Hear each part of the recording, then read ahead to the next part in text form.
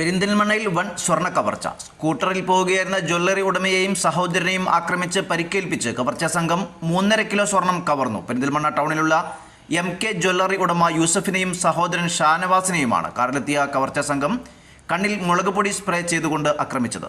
രാത്രി കട അടച്ചിറങ്ങിയ ജ്വല്ലറി ഉടമയെയും സഹോദരനെയും കാറിലെത്തിയ കവർച്ചാ സംഘം ഇടിച്ചു വീഴ്ത്തിയ ശേഷം ആക്രമിക്കുകയായിരുന്നു. റോഡിലേക്ക് തെറിച്ചു വീണ ഇവരെ കവർച്ചാ സംഘം കുത്തിപ്പരിക്കേൽപ്പിക്കുകയും തുടർന്ന് സ്വർണവുമായി കടന്നുകളയുകയായിരുന്നു. സംഭവത്തിൽ പരിക്കേറ്റ ഇരുവരെയും ചികിത്സയ്ക്കായി ആശുപത്രിയിൽ പ്രവേശിപ്പിച്ചു. ഇതേസമയം കവർച്ചാ കേസിൽ 4 പേർ പിടിയിൽ. തൃശൂർ, കണ്ണൂർ സ്വദേശികളാണ് പിടിയിലായത്. ഇവരെ തൃശൂർ ഈസ്റ്റ് പോലീസ് ചോദ്യം ചെയ്തു വരികയാണ്. 5 പേർ കൂടി സംഘത്തിലുണ്ടെന്നാണ് വിവരം. രാത്രി 9 മണിയോടെയായിരുന്നു സംഭവം. പ്രതികൾ പിടിയിലായെങ്കിലും നഷ്ടപ്പെട്ട സ്വർണം കിട്ടിയിട്ടില്ല.